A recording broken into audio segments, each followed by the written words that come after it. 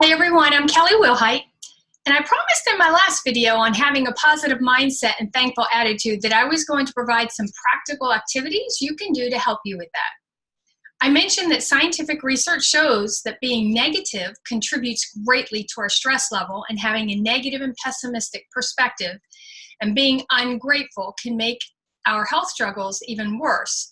And that includes making our IBS and SIBO and any other gut troubles worse.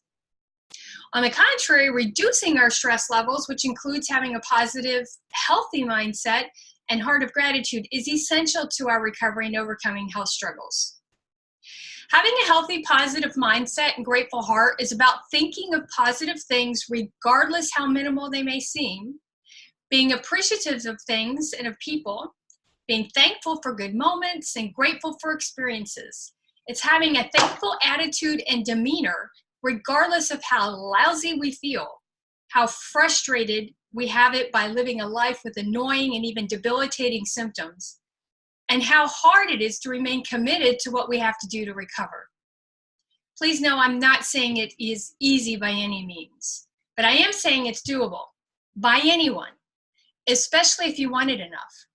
I say that because I was one who needed an attitude change, and with practice, I can say it's changed me tremendously and made a huge difference in my health and my life.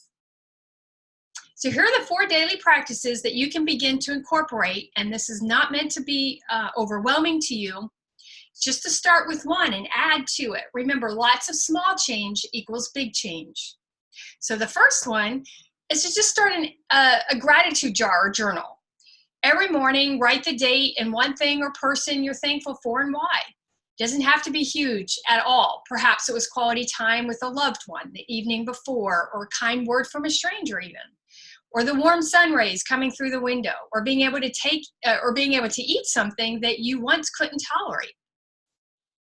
The second item for daily practice is to voice your gratitude by sharing your thankfulness. This may be a challenge for those who lean on the side of pessimism and have trouble being vulnerable.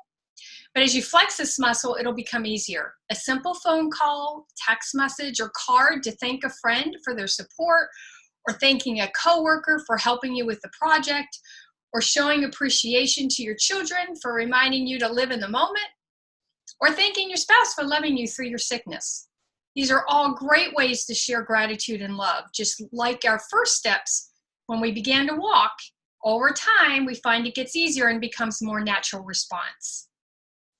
Now, this next one, the third one, is not really known by most folks, but it can be extremely powerful, and I encourage you to look into it. It's called Emotional Freedom Technique, EFT, sometimes also called tapping for short. The practice of EFT is physically, we're tapping on acupressure points. Now, these are based on the same energy meridians used in acupuncture.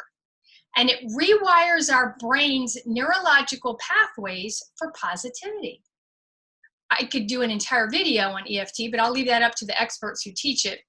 There are several great practitioners out there, and you can look them up on YouTube. But to start, one of them is that you can follow online, or at least start with. Her name is Julie Chiffman. Chiffman is C-H-I-F as in Frank, F as in Frank, M-A-N, Chiffman, of Tapping for Gratitude.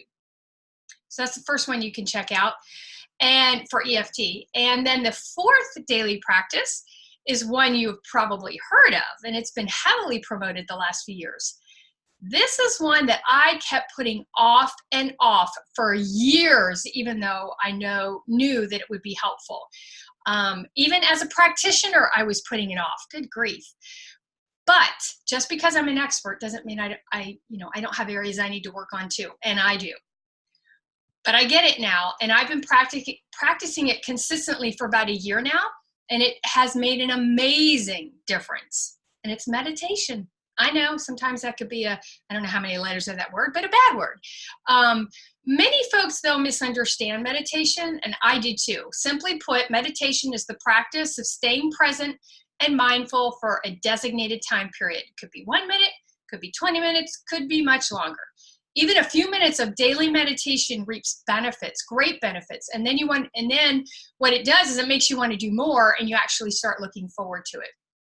It's not based on any kind of religious or religion or anything like that. Any culture, any religion, anybody can do meditation.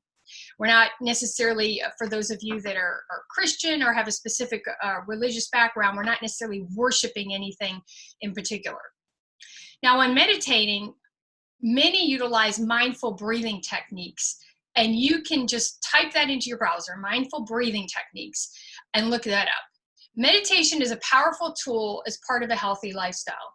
Studies have shown that disease greatly decreases when practicing meditation regularly.